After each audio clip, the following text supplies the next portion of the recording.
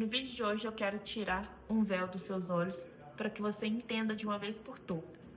A família perfeita e pronta não existe. Por que eu estou compartilhando isso com vocês? Eu quero trazer um pouco da minha experiência pessoal, porque eu demorei um tempo a compreender o que, na verdade, é estar pronto. O que é estar perfeito? Quando eu me casei, tive meu primeiro filho, depois meu segundo filho, por muitas vezes eu deixei de fazer as coisas esperando o momento certo. Por exemplo, eu demorei a começar aqui no YouTube, porque as crianças são pequenas, porque não vai ser da melhor forma, porque se eu gravar de noite, quem vai ficar com as crianças? E muitas vezes isso se aplicou em diversas formas lá dentro de casa. Por exemplo, quando o João era menor, eu era um pouco mais enjoada com a questão da rotina de sono. Eu vou ser bem sincera, eu não me arrependo disso, porque hoje os dois têm uma autonomia muito boa que permite que tanto eu quanto meu marido tenhamos uma organização familiar bem melhor. Mas eu lembro que por muitas vezes minha família sempre gostou muito de vamos hoje na casa do fulano, vamos hoje. E algumas vezes eu deixei de ir ou ia mais cedo para voltar mais cedo por conta da rotina do sono das crianças.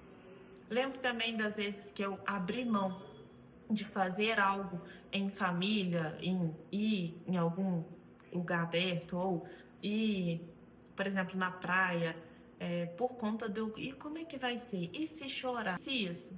Só que hoje eu tenho uma interpretação muito diferente, muito clara de que a vida é movimento e exige que a gente haja, que a gente pratique ações. É tão claro isso hoje em dia para mim e lá atrás não era. Tudo na nossa vida exige esse esforço, as coisas acontecem com esse esforço. Uma célulazinha, um micro-organismo, ali dentro tem movimento. Então, por que nós, seres com tantas capacidades, por que nossa família, que são várias pessoas, com várias características, vamos ficar parados? Esperando o que da vida para que isso aconteça, para que o movimento aconteça? Ter um olhar de que o movimento é diário faz com que a gente tenha uma interpretação da vida em construção. Como assim? Eu consigo ver com um olhar mais de fases, sabe? Um olhar mais faseado, não sei se essa palavra existe. Por vezes o movimento realmente é limitado. Por exemplo, quando as crianças estavam pequenas, foi um período que eu tive que adaptar a minha realidade de estudo. Eu sempre fui uma pessoa que sempre gostei muito de estudar. Estudar, assim, não de ler, mas de curiosidades da vida.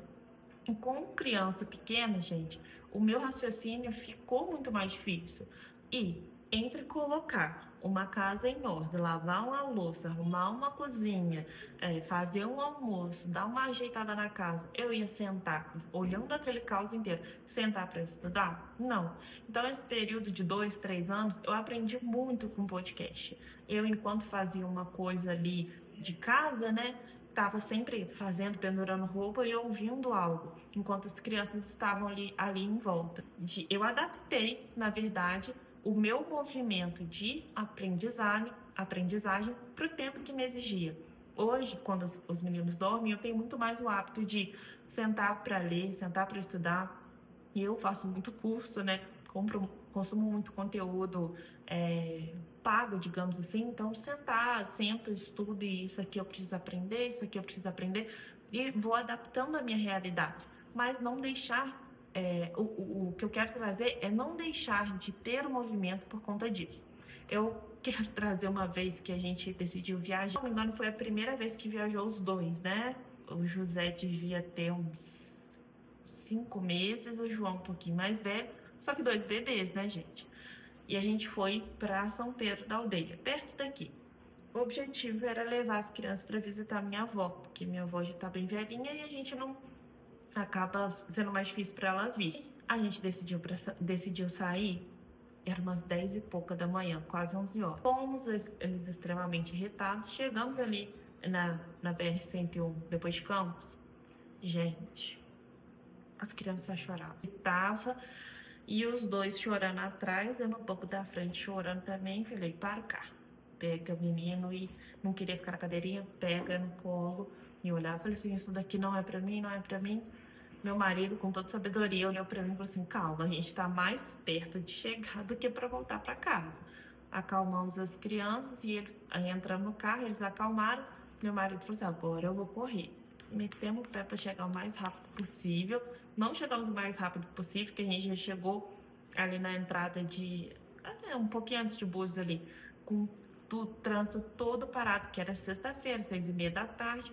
Sei que a gente chegou no Airbnb, devia ser umas 8 horas da noite. As crianças dormiram e eu olhava pro meu marido e falei: gente, tô doida, que ideia foi essa? Que ideia foi essa? E meio com aquela culpa ali de tipo, eu tinha que ter esperado o momento. Chegou no dia de manhã, a gente tava de frente pra lagoa, né? E o nascer do sol, gente, saindo da água, assim, uma cena que eu nunca vou esquecer na vida. E o João já era um pouquinho maior, já tinha esse entendimento. Ele olhava para aquele mundo laranja, assim, com um olhar de encantamento, que eu olhava pro meu marido e eu chorava, do tipo assim, caraca, eu achando que não estava no momento certo. E se eu não tivesse vindo?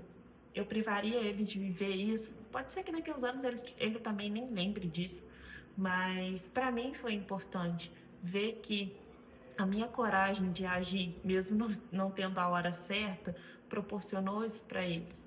E além do mais, também, passando um pouquinho do dia, a gente foi visitar os meus avós e minha avó muito feliz, muito realizada.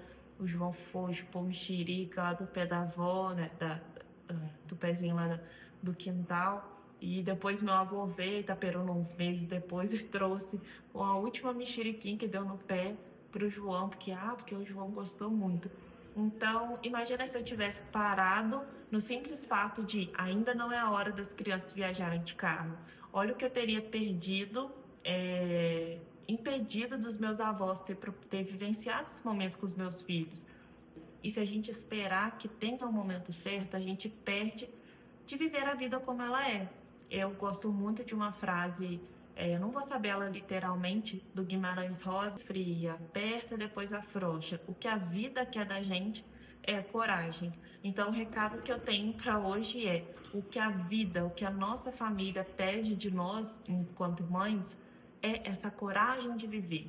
É isso, espero que tenha gostado. Não esqueça de se inscrever no canal. Deixe sugestão aqui embaixo de temas para o próximo vídeo.